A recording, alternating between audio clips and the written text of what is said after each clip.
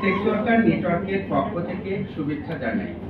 নিবিজ্ঞানের মতে বিশ্বের সবচেয়ে আদি পেশা হলো যৌন পেশা। যৌনকর্ম বিভিন্ন রূপে প্রাচীনকাল থেকে চর্চা হয়ে আসছে। জানা যায় আদিম সমাজেও লেনদেনমূলক যৌন পেশা ছিল।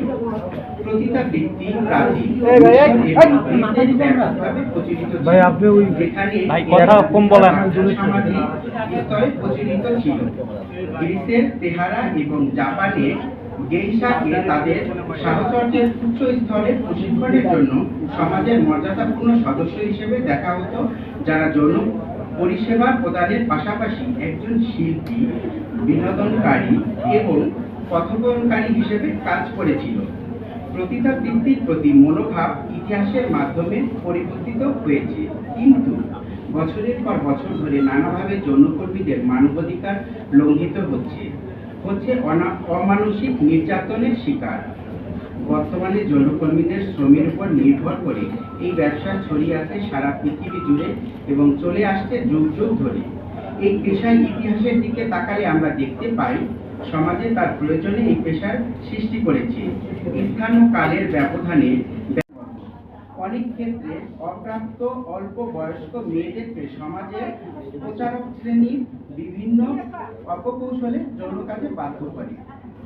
পরবর্তীতে সামাজিক নেতিবাচক দৃষ্টিভঙ্গির কারণে তারা সমাজের মূল স্রোতধারায় ফিরে যেতে পারে না। অতঃপর বাধ্য হয়ে তারা যৌন পেশাকে পেশা হিসেবে বেছে নেয়। নম্বর 28/71/1999 যৌনকর্মীরা স্বেচ্ছায় যৌন মিলনের সম্মতি প্রদান করে এবং সমাজ স্বীকৃত পেশা না হলেও আইনে কোথাও যৌন পেশাকে নিষিদ্ধ করা হয়নি।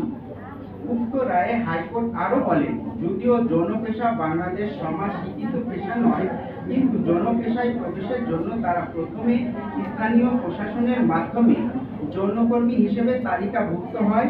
কখনো কখনো যৌন পেশায় নিয়োজিত হবার অভিপ্রায় ব্যক্ত করে এফিডেভিট করে এবং এভাবে যৌনপল্লীতে প্রবেশ করে এবং তাদের পেশায় নির্বিঘ্নে চালিয়ে যাওয়ার জন্য স্থানীয় প্রশাসন ও পুলিশ প্রশাসন থেকে প্রয়োজনীয় নিরাপত্তা পেয়ে থাকে।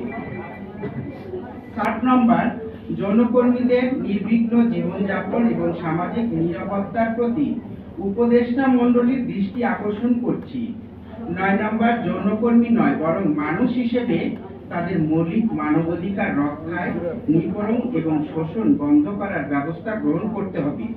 10 নম্বরে, সকল ধরনের নারী নির্যাতন এবং যৌন হয়রানি বন্ধে আইনের সঠিক বাস্তবায়ন করবে।